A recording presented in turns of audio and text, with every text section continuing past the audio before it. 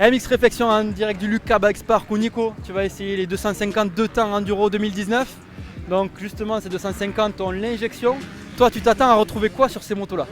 Alors voilà, moi je roule actuellement avec une 250 4 temps, donc je m'attends à un moteur peut-être un petit peu plus péchu, même si avec l'injection, je pense qu'ils ont réussi à gommer ce petit trou, on va dire, du carbu qu'on retrouve en motocross, surtout dans les réceptions de saut, et en enduro plutôt dans les reprises, voilà, quand il faut de l'agnac, particulièrement sur des spéciales en sortie de virage.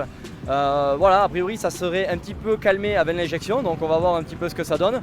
Au niveau de la maniabilité, je pense que ça sera quand même mieux le 2 temps, un petit peu plus, on va dire, une moto qui se rapproche d'une moto de trial par rapport aux 4 temps. Mais voilà, j'ai jamais essayé de 252 temps en enduro, donc on va voir ce que ça donne. Et justement on va essayer ça sur une spéciale. Donc est-ce que tu penses qu'au niveau traction, il y a une différence entre la 2,5 2 temps et la 2,5 4 temps? Qu'est-ce que tu penses toi de ça avant l'essai?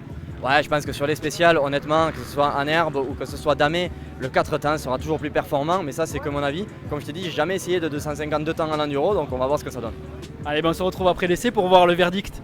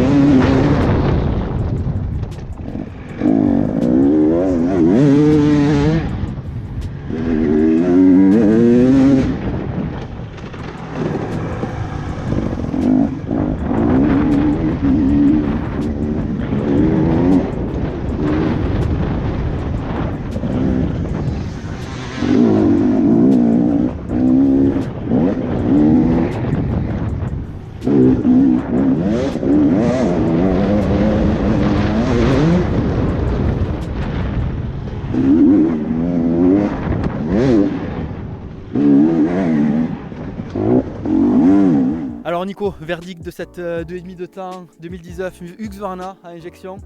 Toi on sait que tu as la 2,5 4 temps 2018, injection aussi. Mais qu'est-ce que tu en as pensé? Est-ce que tu penses que c'est mieux, moins bien qu'une 4 temps? Allez, dis-nous tout. Alors pour commencer, déjà on a roulé aujourd'hui sur spécial, pas beaucoup de franchissements, pas de partie trop technique, on a roulé un petit peu dans les bois mais ça restait quand même assez roulant. Donc voilà, ça c'est vraiment pour la partie piste. Pour la partie pilote, on va parler un petit peu de moi. Je pense que je suis complètement déformé par le 4 temps et là j'en suis sûr.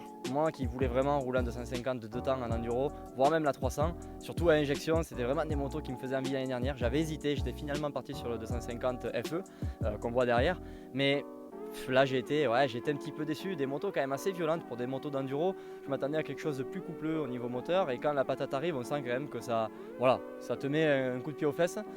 C'est quelque chose, c'est vraiment une chose à laquelle je ne m'attendais pas, en ayant toujours pareil une 250 FE, en étant habitué à cette moto là.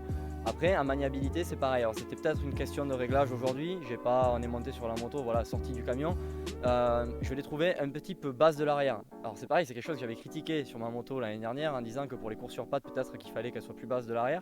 Là sur une spéciale j'étais un petit peu déçu, voire même dans les bois, la moto avait tendance à m'amener un petit peu. J'ai pas retrouvé la maniabilité que j'attendais sur un 2 temps, c'était voilà.